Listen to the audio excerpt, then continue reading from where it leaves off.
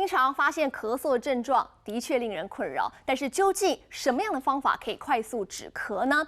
像是网络上不断转传了一些偏方，像是香蕉加冰糖，说专门治咳嗽，10分钟就搞定。不过我们实际访到中医师，看法不是如此。网传更有其他的方法，包含生姜水、蜂蜜水、冰糖炖雪梨、洗热水澡，想必大家都有听过。那么针对这些方法，哪些可行呢？台湾事实查核中心和华视新闻合作，我们要从中医师和西医的观点，带您更分辨正确的治疗方式。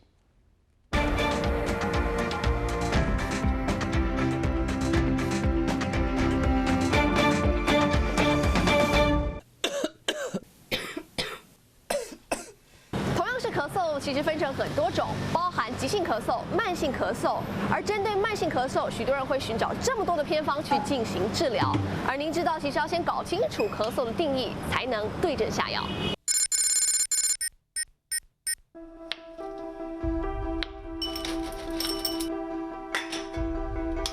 打进搜寻引擎关键字，许多文章都说冰糖炖香蕉、隔水炖煮10到15分钟，对于咳嗽能发挥奇效。对于这个食疗法，中西医师都不认同。甜的东西会造成食道逆流加重，所以以食道逆流引发的慢性咳嗽病患而言，我们可能就不是很建议他使用太过甜的食物。甜的吃多了，它会生痰，痰的话会造成咳嗽更加剧。冰糖炖香蕉被认为是错误讯息，但是更多人会吃冰糖炖雪梨，同样也含有高糖分，适合咳嗽者来食用吗？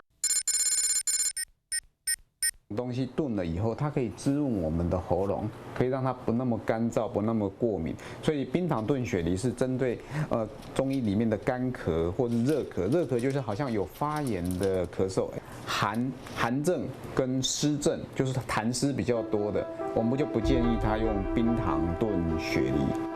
网络更流传最常被人使用的止咳7大方法，包含喝蜂蜜水、洗热水澡、黑胡椒、喉糖、甘草糖、生姜水和补充大量水分。儿科的文献里面是有提到蜂蜜在感冒中的小孩子，如果他给他使用一些蜂蜜水的话，的确好像会降低他一些夜咳的效果。在洗澡的时候吸入了一些温热的蒸汽，或者是喝一些温热的水，其实它可以稳定我们口腔的黏膜。以中医师观点来看，7项皆认同，但是黑胡椒和生姜水必须看症状使用。造成风寒的一个咳嗽的话，我们吃这个生姜水或是胡椒水，本身它可以去风寒，而且生姜又可以化痰，所以这种寒咳的话，用生姜水、胡椒水它是可以的。但是如果是喉咙的发炎，就不再建议喝这个生姜水跟胡椒水，它会造成火上加油，它会发炎的更厉害。中西医观点将治咳方式说分明，但是咳嗽是症状而非病因，偏方仅是舒缓。若有咳嗽，应该是尽快找出病因再治疗，及时避免让症状加剧。记者樊涵、李诗健报道。